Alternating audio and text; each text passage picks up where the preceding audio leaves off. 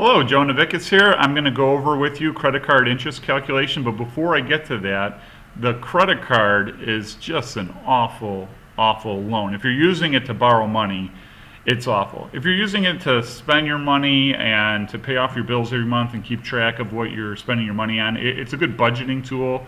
It's convenient, but really Americans will spend less money when they use cash versus credit.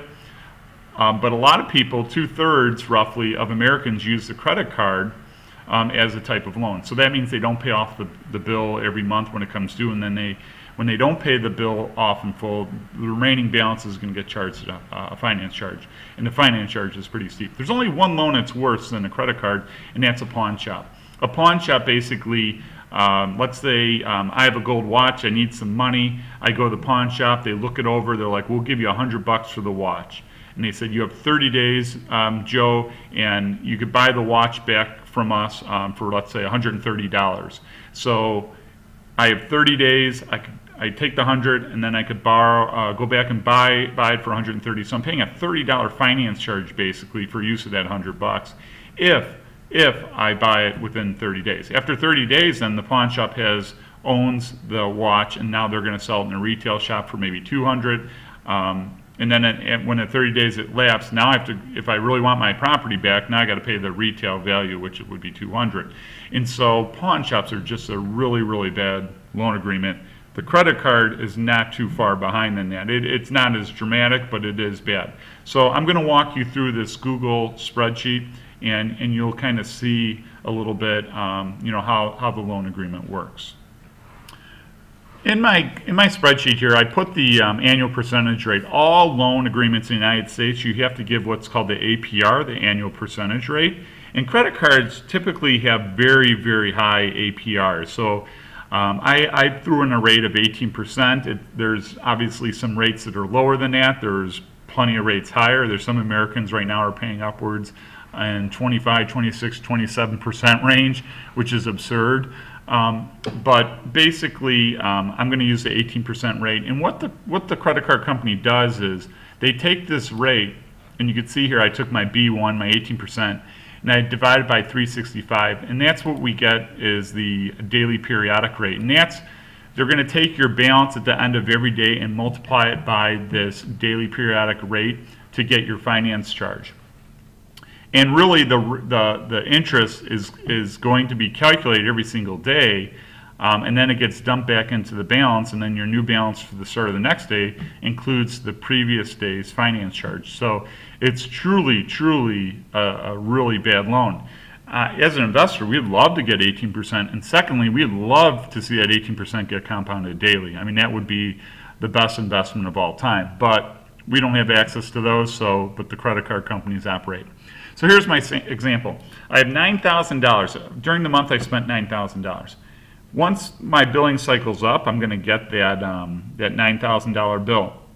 Now, 1/3 of Americans will pay their credit card balance off in full, and the other 2/3 roughly will not pay it off in full, and then they're going to get charged a finance charge. So let's say in this example you pay $1,000.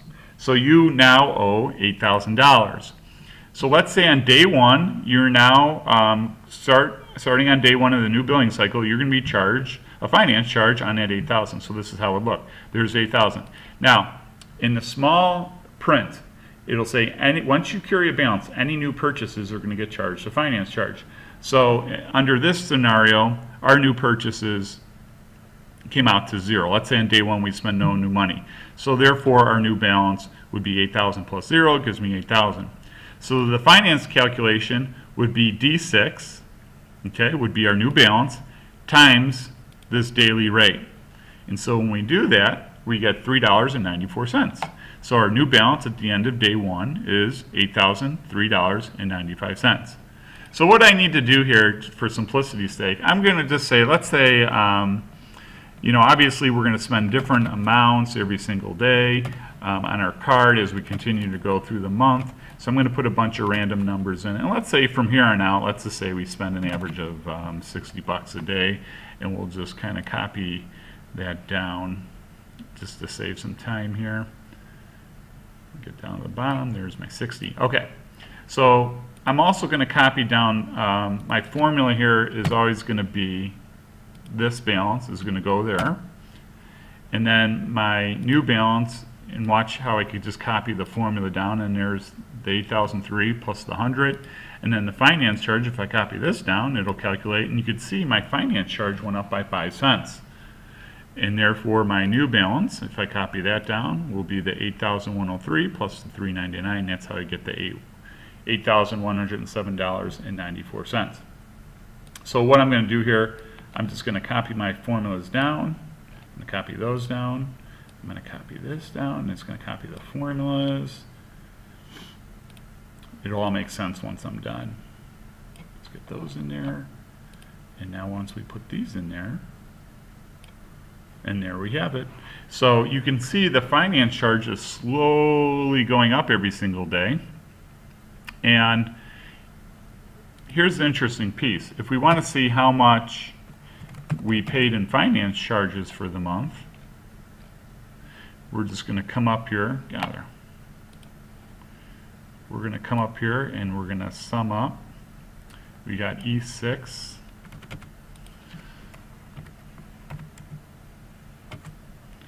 through E6 through E36. We paid a total of $135 in finance charges throughout the month. So not only were we charged a finance charge on our 8,000, but we were also charged a finance charge on all new purchase, and we were charged a finance charge on top of the finance charges we were being charged. So this is an awful, awful loan agreement. You can see how high that is, $135. And unfortunately, when people get balances that are high, they just get in a rut of getting these high finance charges, and then they keep adding to that balance, and that balance continually goes up. So if this person would come out and spend, pay another $1,000 on their balance, now the new balance for the new month would be $8,845.85. You can see they're going quickly in the wrong direction. So this is an awful loan agreement. We want to understand how this works. We want to be a saver, because if we save money when we go to buy something, we're earning interest on that saved dollar that we're saving every month. And then when it comes time to buy something for, let's say, $1,000, and we've been saving up towards it, it's not going to cost us $1,000. We're going to pay less because we've been earning interest on that saved amount. If we're constantly borrowing on our credit card, we're going to be paying well over the $1,000. Not only the $1,000, but then all the finance charges that get tacked onto that. So now that you kind of see how this works, this is just an agreement that you want to make sure you stay away from.